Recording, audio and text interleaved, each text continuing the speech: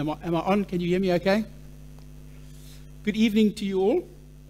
Just a brief little bio for those of you that don't know me. My family and I have been coming here to Connect for over 20 years. I'm married to my first wife, the stunning Linda over there, for 33 years. And as you may know, many of you may know, she works in the children's ministry here in the church. I'm in financial services, and we have adult twin daughters. One of them is married, and a wonderful son-in-law, Dale, and a granddaughter who's 15 months old, who is our pride and joy. So, enough about me. Let's now get on to a little bit, before we start with the series, the Nehemiah 5, we'd just like to update you on the Agents of Change initiative that our church, the journey that our church has been on probably over the last year or so. What we realized as a church leadership was that we need to more effectively harness all the gifts and talents and resources that we have at our church to make more of an impact around all the challenges that we face in our country in terms of healthcare, education. The challenges are huge. And so as part of that journey, we had a consultation in late November last year where it was an open invitation. I know quite a number of you folk were there, just to brainstorm what we could do differently, get some ideas.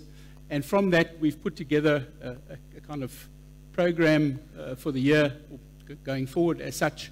And one of the things that came through very clearly was that people wanted to know more about all the various ministries that our church and people in our church were involved in.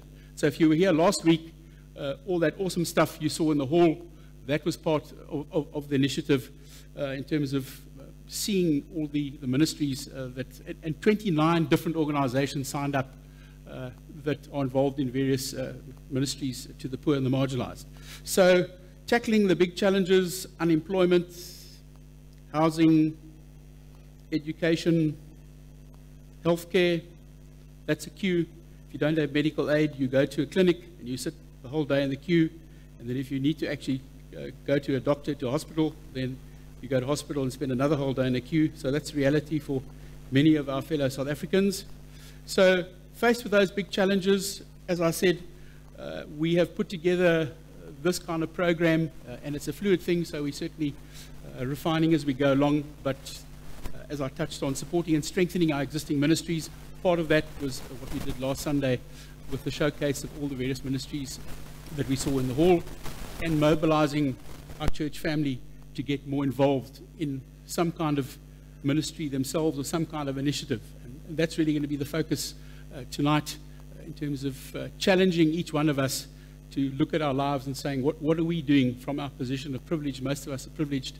What are we doing in terms of what God says with regard to the poor? We're also going to be putting together some life group material around education and sensitizing us around the theology of social justice, encouraging meaningful cross-cultural relationships. That's a big challenge. We still live in our apartheid segments, and there's not enough cross-cultural mixing that's happening, so we want to encourage more of that. And obviously also praying for direction from God around some new things that He may want us to do.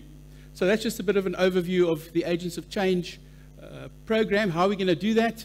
What we've decided to do is create portfolios where like-minded people can get together so we can really start making a bigger impact. There's a lot of stuff happening, some of it a bit disjointed, the left hand not knowing what the right is doing. And so as you can see, education, employment and entrepreneurship, healthcare, special projects, emergency relief, advocacy, that's changing laws, etc. We feel we need to be advocates in that space. And so if you have an interest in any of those particular areas, please come and chat to me, because we're going to be forming those little teams and brainstorming and getting point people for each of those particular portfolios, so that someone new, for example, coming to the church who wants to get involved in a healthcare ministry of some sort, we can say, that's the point person for healthcare, and that person will know there are 3 or 4 different ministries around the healthcare space and link you up with the right individual. So that's the idea. So please come and chat to myself or one of the other leaders if you are keen to get more involved in this process, and we're very excited about it. So moving on now to Nehemiah chapter 5, called the haves and the have-nots. I thought that might be a good place to start, looking at the haves and the have-nots, just an aerial view of a poor suburb and a wealthy suburb. We know there are big gaps in our country as to where people live. So just the reality check of our own haves and have-nots before we leap into Nehemiah. Recapping very quickly, Nehemiah was one of the kind of senior intellectuals in the Jewish intelligentsia in Jerusalem. They were taken off into captivity by the Babylonians. Then the Persians took over, conquered the Babylonians, and Nehemiah ended up as the cupbearer to the Persian king, whose name was Artaxerxes. And he asked Artaxerxes if he could go back to Jerusalem when he found out that the city was in ruins. And Artaxerxes gave him permission to go back and rebuild the city walls. And he gathered a team around him. If you've been here in the last couple of weeks, you'd have heard this story of the resistance, the opposition that they faced as they rebuilt the wall. Sword on one side and kind of spades and shovels on the other hand, as they faced a lot of external challenges in the rebuilding of the walls. Just a little picture of what it might have looked like back in the day, Nehemiah's time. And in those days, fortified cities were very important because there were a lot of battles going on, and so to have high walls and big strong gates was extremely important to be able to defend your little city-state. And that was the project Nehemiah undertook to rebuild the walls. Now, what I also found was very interesting was that Nehemiah was faced with a big outcry. And the outcry, as we read here, was from the people and their wives against their Jewish brothers. And I think we know the Bible is written mainly in the masculine sense, and so it must have been very serious if the wives were also complaining, I think. So, very serious problem. The people and their wives were upset about something. And so, what we see is that after dealing with some serious threats from external enemies, Nehemiah is now faced with a great outcry from his own people, where poor Jews were complaining about being exploited by rich Jews. And I think we can relate this term, a great outcry, to what we experience almost daily here in our own country. Poor people often cry out in desperation, and we have become immune and desensitized to the cries of the poor because we hear so many outcries. That is a dangerous place for us to be in. The challenge is, what are we going to do about the outcries around us? Do we ignore them and hope the problem goes away? Or do we get involved, as we're going to see that Nehemiah did? I also found it very interesting, something that I hadn't seen before. I've read Nehemiah several times, but in preparing for the sermon, it was interesting to note that throughout history, sorry, I'm getting confused, getting ahead of myself. What the point I wanted to make is that I think what we see with Nehemiah is very common in terms of the strategy of Satan in terms of trying to prevent God's work being achieved. And he often uses two main tactics, the first being to distract people with external challenges, as we saw happening with Nehemiah. The armies of the other governors in the region were not keen for the Jews to become a local power, and there was challenges and distraction from that. And then also with trying to sow discord between believers themselves. And that's what we're going to see tonight, what happened with the Jewish people. And sadly, I think we've seen many examples where God's agenda is undermined by Christians fighting amongst themselves, be it interpersonal conflict or theological disputes around non-core issues. So now let's go and move on to what this great outcry was all about. I think there were three main reasons for this great outcry. The first one was the building program caused economic pressures as normal income generation for many of the builders was interrupted. Many people had neglected their day jobs to focus on the wall building project and thus were earning less money. Secondly, there was probably a bad harvest that year, which meant food shortages and obviously higher prices for food. And the third reason was the Jews having to pay heavy taxes to their Persian overlords, as they were an occupied nation. That's just a map of what Persia, the Persian Empire looked like. The Persians had overthrown the Babylonians, as I mentioned, and become the regional superpower, ruling most of the territory from Egypt, as you can see in the map, in the east, or rather in the west, right through Asia Minor and up to the Middle East, to where modern-day India is. And where Persia is where Iran is today. The modern Iran is what Persia was in Nehemiah's time. Persian foreign policy allowed conquered people to live in their own lands and practice their own religions, with the local governors responsible for collecting the royal taxes on behalf of the Persian rulers. So these tough times had resulted in poor Jews having to borrow money to pay their taxes, struggling farmers having to mortgage their land, and some families even becoming so desperate that they had to sell their children as slaves. We read in Deuteronomy 15, verse 7, that the Jewish law encouraged the rich to look after the poor when they were struggling in hard times, and limited slavery was in fact also allowed as a way to pay off your debts. So if you couldn't pay off your debts, you or your children could then be used as labor to settle a debt that you couldn't repay. So let's see now what this great outcry says. Let's read just these two verses. Still others were saying, we have to borrow money to pay the king's tax on our fields and vineyards, although we have the same flesh and blood as our fellow Jews. And though our children are as good as theirs, yet we have to subject our sons and daughters to slavery. But some of our daughters have already been enslaved, but we are powerless, because our fields and our vineyards belong to others. Now, I want to focus on those two words that I've highlighted, enslaved and powerless. In reality, the complaint of the poor is the same throughout the ages, as demonstrated here in Nehemiah 5. There are two main issues which the poor feel with great intensity. Firstly, a sense of being absolutely trapped or enslaved in a vicious circle of poverty. This is what it looks like graphically. Poverty tends to lead to oppression, which leads to injustice, which leads back to more poverty. Poverty is a trap which is like a treadmill that you can't get out of because it's really systemic. Although the poor desperately want to escape, they can't because they are stuck in this oppressive cycle. It isn't simply a case of pull yourself together and find a job. If you live in a township, you're trapped in a home of around 3 by 4 meters with 4, possibly even more other people and 1 light bulb. There's no place to do homework or to study quietly as much as you'd like to, and so one can easily become enslaved in a system which is really hard to break out of. I met a young man recently in his early 20s who desperately wants to complete his schooling. The huge problem he's faced with is that he has no money for transport to get to the classes.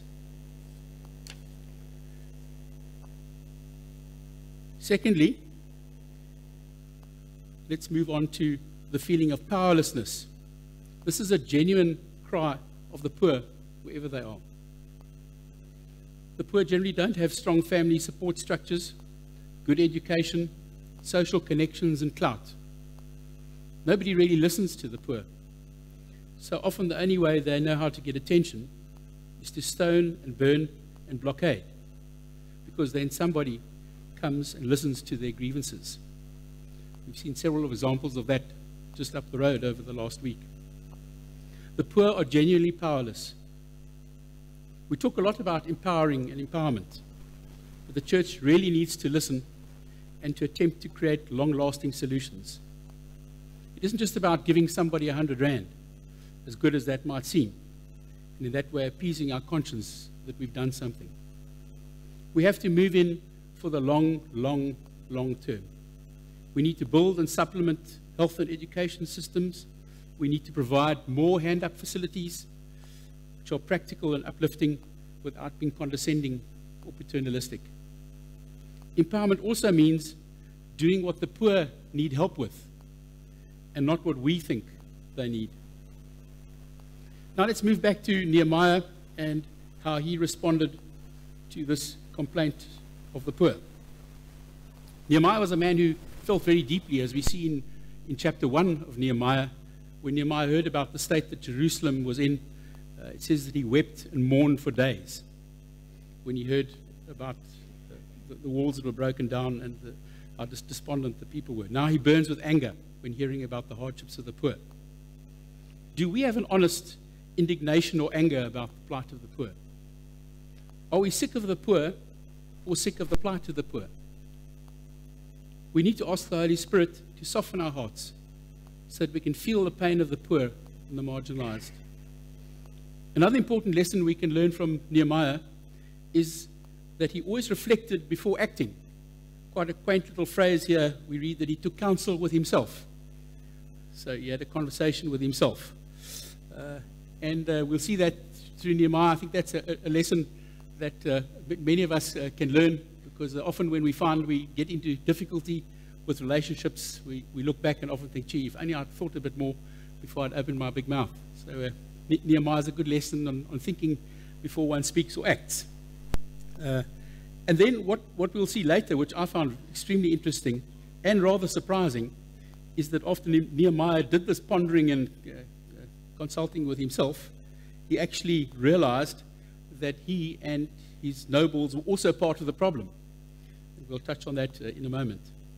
And then after reflection, Nehemiah then acts decisively, bringing charges against these nobles and officials. And the charge was the one of charging interest on loans. The Jewish law didn't allow interest to be charged on loans, and that's what these guys were doing, the rich that were exploiting the poor.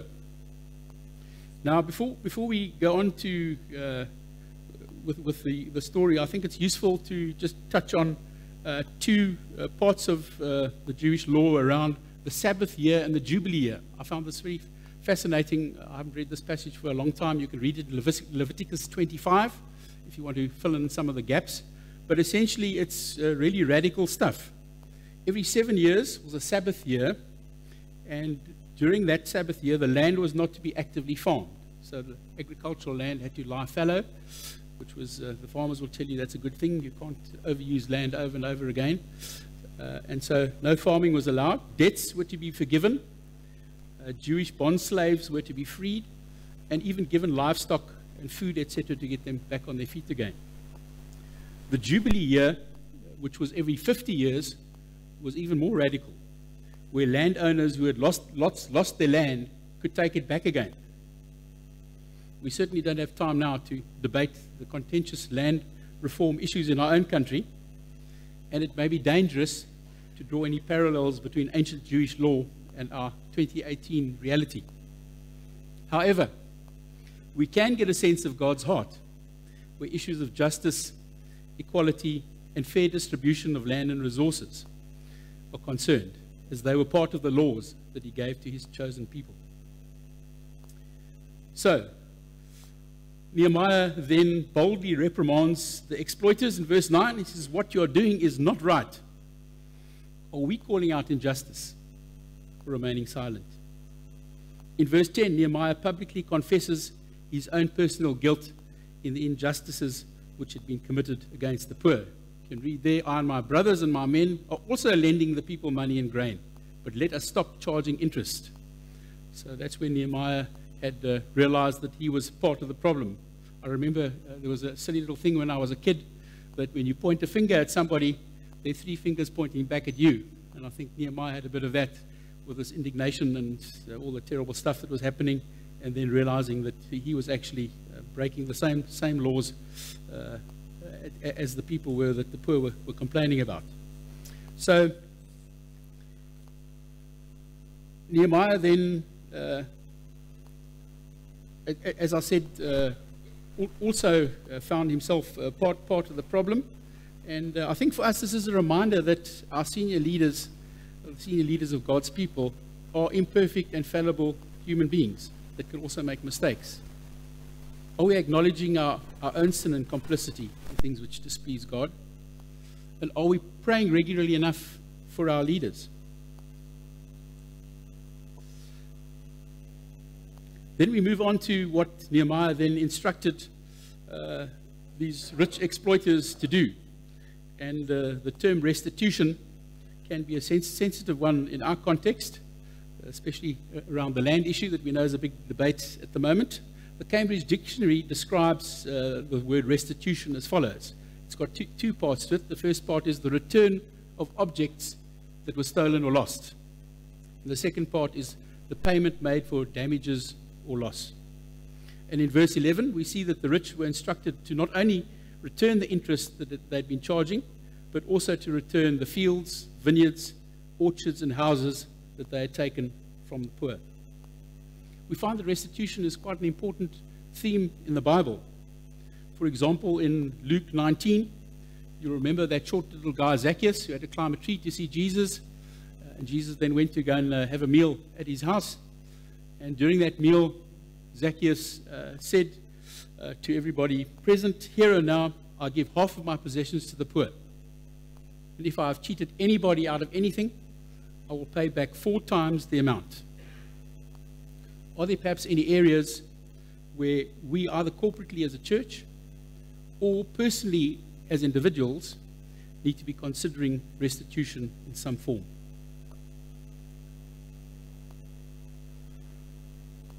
The rich were very positive in Nehemiah's request. We see that they agree and take a solemn oath to keep their word. And then in verse 13, Nehemiah does something which is quite strange, not something we do in our culture, but visual kind of object lessons were very powerful back in the day. And Nehemiah reinforces this agreement with a symbolic action, kind of unfolding the folds of his robe and saying, as you can read there, "In this way may God shake out of their house and possessions anyone who does not keep this promise. So may such a person be shaken out and emptied." So, as I say, it's strange to us, but this kind of curse formula, as it was called, was a conventional way of compelling commitment to a course of action. So everybody was on board with the restitution that they'd agreed to do.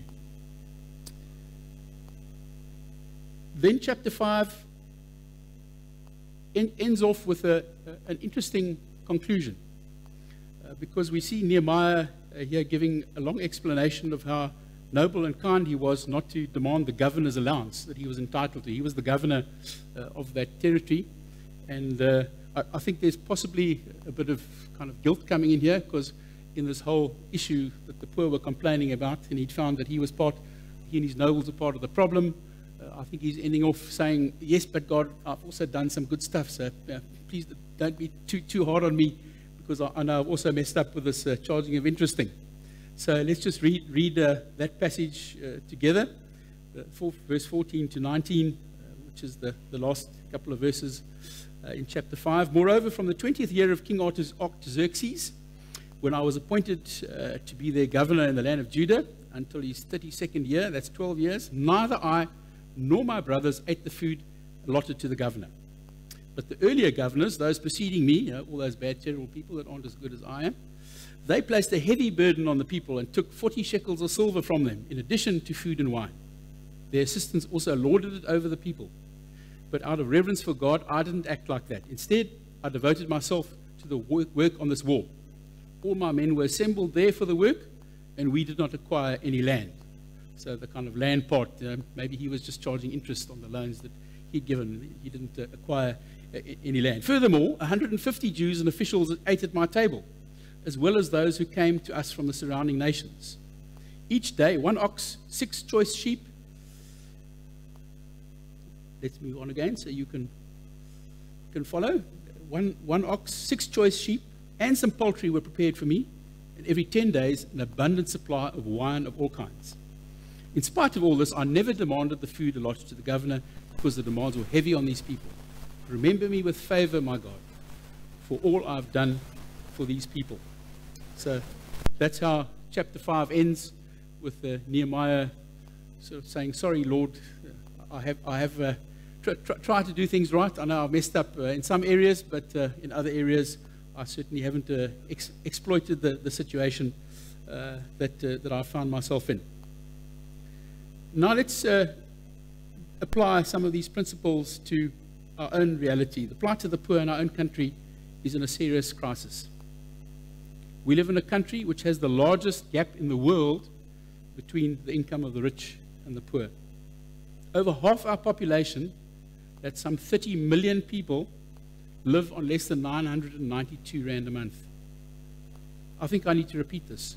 30 million of our fellow South Africans living on under 1,000 rand a month. Since we live in one of the most unequal societies in the world, we each need to examine our lives closely to identify where we, just like Nehemiah was, had to maybe complicit in some way in the oppression of the poor. Poverty is the church's problem, not only the government's. Jesus clearly commissioned us to take care of the poor and needy. In his very first public sermon, recorded in Luke 4, Jesus talks about the poor and needy. Let's just read that together.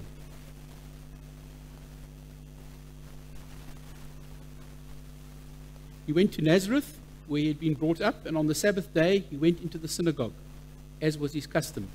He stood up to read, and the scroll of the prophet Isaiah was handed to him. Unrolling it, he found the place where it is written, "The Spirit of the Lord is on me, because he has anointed me to proclaim good news to the poor. He has sent me to proclaim freedom for the prisoners and recovery for the sight of the blind, to set the oppressed free, and to proclaim the year of the Lord's favor." And that year of the Lord's favor ties in with that Jubilee year that we were talking about in Leviticus, where people were given back their possessions and kind of the clocks were reset as it were. So an interesting link there back to that concept of the Jubilee year. And I think obviously there's a spiritual element to this particular passage, but clearly, as we're going to see in another sermon of Jesus, it wasn't just about spiritual stuff, it was certainly about practical things related to the poor. And this is quite a sobering passage that we're going to read. And this in fact, this sermon was 2 days before Jesus died. So we can see that Jesus started his very first sermon, touches on the poor and needy, and this was in his last sermon 2 days before his crucifixion. It's a fairly long passage, but I think useful to read through together. And it's headed "The Separating of the Sheep and the Goats." When the Son of Man comes in his glory and all the angels with him, he will sit on his glorious throne. All the nations will be gathered before him, and he will separate the people one from another, as a shepherd separates the sheep from the goats. He'll put the sheep to his right and the goats on his left. And then the king will say to those on his right, "Come, you who are blessed by my Father, take your inheritance, the kingdom prepared for you since the creation of the world. For I was hungry, and you gave me something to eat. I was thirsty, and you gave me something to drink. I was a stranger, and you invited me in. I needed clothes, and you clothed me. I was sick, and you looked after me. I was in prison, and you came to visit me." Then the righteous will answer him, "Lord, when did we see you hungry and feed you, or thirsty and give you something to drink? When did we see you a stranger and invite you in? Or needing clothes and clothe you? When did we see you sick or in prison and go to visit you?" The king will reply, "Truly, I tell you, whatever you do for the least of these brothers and sisters of mine, you do for me." And then he will say to those on his left, "Depart from me, you who are cursed, into the eternal fire prepared for the devil and his angels. For I was hungry, and you gave me nothing to eat. I was thirsty, and you gave me nothing to drink. I was a stranger, and you did not invite me in. I needed clothes, and you did not clothe me. I was sick and in prison, and you did not look after me." They also will answer, "Lord, when did we see you hungry, or thirsty, or a stranger, or needing clothes, or sick, or in prison, and did not help you?" And he will reply, "Truly, I tell you, whatever you did not do for one of the least of these, you did not do for me." Then they will go away to eternal punishment, but the righteous to eternal life. It's abundantly clear that the Bible says that we have responsibility for the poor and the needy, reaching them and caring for them in a real way. Charity is not the solution to poverty. Economic empowerment is the answer, as we see here in Nehemiah chapter 5. We need business people and entrepreneurs who are willing to stimulate the economy for the sake of the poor. God's call today is to business people who, through their skills, can reverse our economic situation, not just giving handouts, but creating genuine economic stimulation on a large scale. Today, God is calling business people and entrepreneurs to create long-term economic reversal conditions. Is that perhaps you? You may still be at school, but you're not too young to start thinking about these things and debating some of these tough issues. You're the next generation of leaders, and we need to be doing things differently, as you have responsibility to engage and challenge and make a contribution to the changes we need to see. We need to ask God to soften our hearts so that we don't cross over and walk on the other side, as we saw that the church people did in the story of the Good Samaritan. We need to be like Nehemiah and take bold action to tackle the crisis, both as individuals and corporately as a church, so that we can be the salt and light that we are called to be. We need to call it out as Nehemiah did, wherever we encounter injustice of any kind. We need to be boldly saying what you are doing is not right. And where we may be part of the problem, we need to examine how we can make restitution to try and set things right. You may be a bit zoned out now, thinking, I'm still at school or at university, and I'm too young to do anything here with all these big problems. This certainly isn't the case. Think of the example of David, a young farm boy who was used powerfully by God to sort out a problem the adults couldn't deal with, when an army of battle-hardened professional soldiers were all scared of the giant Goliath. Just as David killed the giant, so young Christ followers in 2018 can achieve miraculous things, slaying some of the giants that we are faced with through the power of God, who is able to raise the dead. Think also of Katie Davis, a young girl from Nashville, Tennessee, who in her final year of high school went on a short-term mission trip to Uganda. So be careful of short-term mission trips. They can be dangerous. If you go with Shane, it could change your life. Katie was so moved by the poverty and need that she saw in Uganda that she essentially gave up her life. She was due to go to university and had a steady boyfriend, and she broke up with her boyfriend, and much to her parents' horror, didn't even go and study and went off to Uganda. And she then adopted 14 orphan girls and set up a home for them. If you haven't read it, I suggest you get a copy of her book, which is called Kisses from Katie. It's an awesome read. She's a remarkable young woman, and is now married in the organization that she started called Amazima Ministries. She's actually 10 years old this year, and now ministers to hundreds of other children in Uganda, not just the 14 orphan girls that she adopted. Now, I'm not suggesting that you pack up your studies or leave the country, as Katie did, because we've got plenty of need right here in South Africa. However, we can't underestimate the power of each of us doing something, however small, to help those less fortunate than ourselves.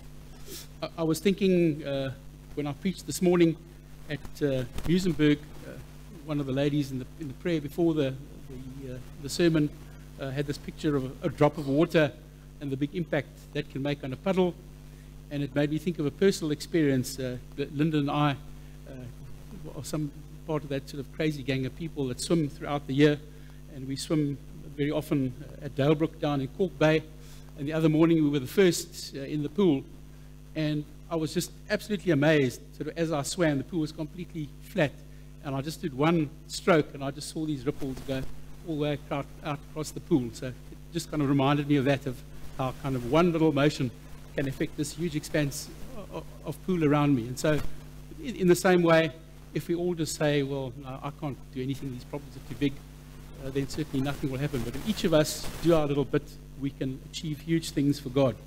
And even more so that God is doing it, not us. So that ripple effect of our combined efforts will have a huge impact, I think, on our city and our country and our continent. And you'll be pleased to know that I'm nearly done. When you sort of hear about some points, then you know the preacher's getting towards the end of his talk. And so just to end off with 4 lessons that I think we can learn from Nehemiah. Firstly, we need to pray for soft hearts so that we can be moved to action to address the plight of the poor. Secondly, we need more righteous anger to call out all forms of injustice. Thirdly, we each need to reflect on our own lives, and like Nehemiah, to face up where we have failed personally. And finally, we may need to make restitution where that is necessary. This is painful and uncomfortable, but a necessary journey for the privileged. Shall we just close off in prayer? Heavenly Father, we thank you for the privileged position most of us find ourselves in. As we examine your word, there's some hard stuff that we see about your heart for the poor. And we know that we want to be in tune with you, and we want to make a difference here in our country at this time. We know the problems are huge, and often we just feel so helpless and hopeless when we see the enormity of the issues around us. But we just ask that you would remind us that we are partnering with the King of the universe. Your power is unlimited. You have the power to raise the dead and do things that we can't even dream or imagine. So, Lord, remind us of who's in charge, and remind us that we need to simply bring our 5 loaves and fishes like that little boy did, and you can multiply it and use it miraculously and awesomely. So we just lay ourselves before you now and just ask that you would minister to each one of us as we reflect on these things and just see how we can be used by you to make a difference here in our country and be the salt and light that we want to be for you. Amen.